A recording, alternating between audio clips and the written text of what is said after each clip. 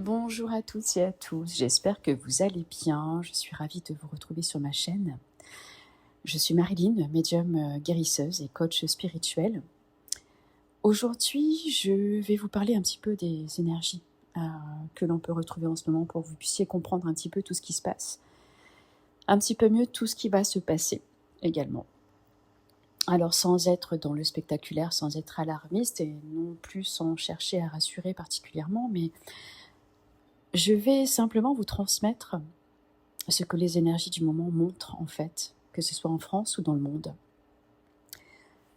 Alors ce que je dis ne plaira pas à tout le monde et ce n'est pas non plus le but. J'essaye simplement d'être juste, lucide et de parler avec mes intuitions. Les énergies actuelles ne parlent pas de confort, on est d'accord, c'est totalement inconfortable. Elles parlent de vérité, de fin, de réalignement et de réajustement forcé finalement. Alors au niveau du climat énergétique, dans sa globalité, on le voit, on est dans une fin de cycle. On est encore dans la fin de cycle de 2025, dans ce premier trimestre 2026. Nous sommes clairement dans une fin de cycle majeure, importante, probante. Pas une petite transition douce, comme je vous l'ai dit dans une précédente vidéo, mais une vraie clôture. Tout ce qui repose sur le mensonge, la manipulation, la peur ou le contrôle totalement excessif commence doucement à disparaître, à se désagréger. Et quand un système meurt, il ne disparaît jamais calmement finalement. Il résiste, il durcit, il fait du bruit. C'est pour ça que l'ambiance est lourde, l'ambiance est tendue, parfois même oppressante. Beaucoup ressentent une fatigue à l'heure actuelle. Beaucoup. Une fatigue qui ne passe pas, qui perdure, même en se reposant. Et ce n'est pas physique, c'est énergétique. Les anciens repères que vous aviez ne fonctionnent plus. Mais les nouveaux ne sont pas encore relativement bien installés. C'est une période d'entre-deux. Et cet entre-deux-là est inconfortable. Au niveau de la France, on ressent une colère froide et des désillusions. Pour la France, l'énergie est pourtant très claire. Ce n'est pas une explosion immédiate. C'est une rupture intérieure, collective. Il y a, vous le voyez, une perte de confiance, une lassitude profonde, mais profondément installée, lassante. Et surtout, un sentiment d'être pris pour ce qu'on n'est pas, finalement. C'est ce que tout à chacun peut ressentir à l'heure actuelle. Alors les Français, de ce que je ressens, ne croient plus vraiment au discours. Ils les écoutent par habitude, mais ils n'adhèrent plus. Il y a comme un détachement, comme un retour à la souveraineté finalement du peuple. Et c'est en ça que cette énergie 2026 va être importante. Les énergies montrent des décisions mal comprises ou mal acceptées, ou non acceptées. Un fossé grandissant entre le pouvoir et la réalité quotidienne, finalement.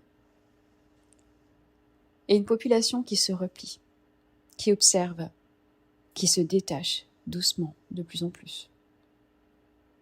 J'ai reçu une question dans une précédente vidéo où l'on me disait, mais donc on voit bien qu'il y a les agriculteurs qui sont en marge, etc.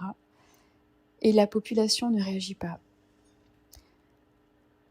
La population observe pour l'instant. Je pense qu'il va y avoir quelque chose de beaucoup plus probant au printemps. Parce que les énergies du printemps vont être nettement plus en faveur de ce genre de choses-là et de se réveiller finalement. Donc c'est probablement ce qu'il peut se passer au printemps. Mais cela a commencé, donc début janvier, voire même en décembre finalement, avec la colère finalement grandissante et qui est insufflée par ces énergies. Ce détachement de la population est finalement dangereux pour un système, parce qu'un peuple en colère peut exploser. Mais un peuple qui n'y croit plus retire son énergie et tout s'effondre lentement.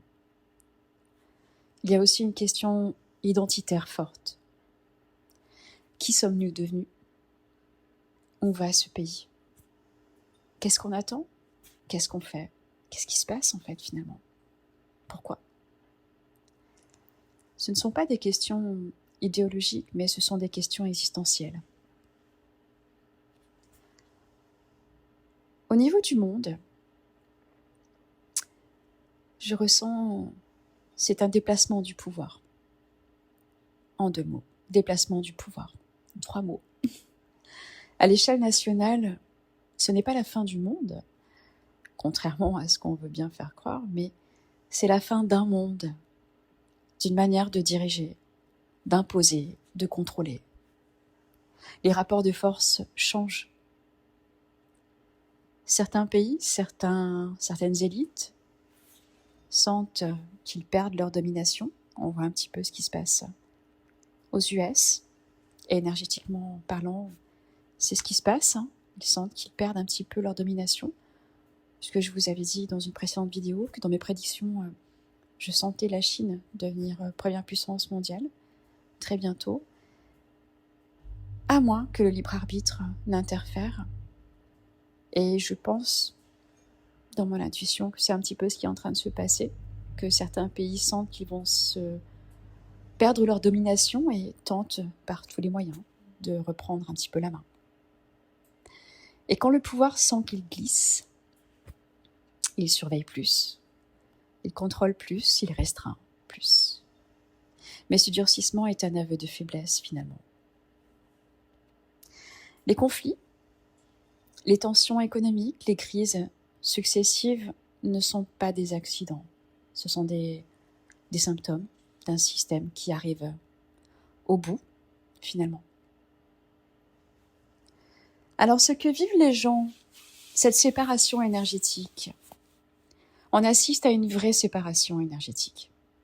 D'un côté, ceux qui veulent continuer comme avant, ceux qui veulent nier totalement, se distraire, s'anesthésier tout simplement pour ne rien sentir.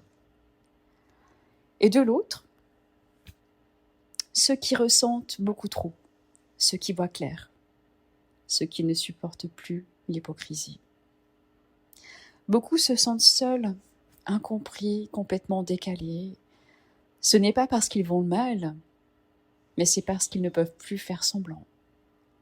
Et cette année 2026, c'est place à la vérité, à l'authenticité, à la justesse. Alors cette période fait tomber les masques dans les relations, dans le travail, la famille, et cela peut bousculer, faire un peu mal, mais c'est nécessaire. Alors je vais vous soumettre un petit message de secours, comment traverser cette période qui bouscule, surtout pour ce premier trimestre. Alors soyons clairs, ce n'est pas le moment d'attendre que cela s'arrange tout seul. Mais ce n'est pas non plus le moment de paniquer. Ce qui aide vraiment en ce moment, c'est de rester ancré dans le réel, de limiter la surcharge d'informations anxiogènes, d'écouter son intuition plutôt que le bruit extérieur de la foule. Et ce n'est pas le moment de sauver le monde, c'est le moment de se tenir droit intérieurement, à sa juste place. Plus vous êtes aligné, et moins le chaos extérieur vous atteindra. Alors si vous ressentez que quelque chose se termine, que votre vision du monde change, que certaines illusions tombent très brutalement, vous n'êtes pas perdu. Bien au contraire. Vous êtes en avance sur un mouvement collectif. Cette période ne demande pas des héros, mais elle demande des gens conscients dans la justesse et la vérité. Prenez ce qui résonne, laissez le reste. Et surtout, ne doutez pas de ce que vous ressentez.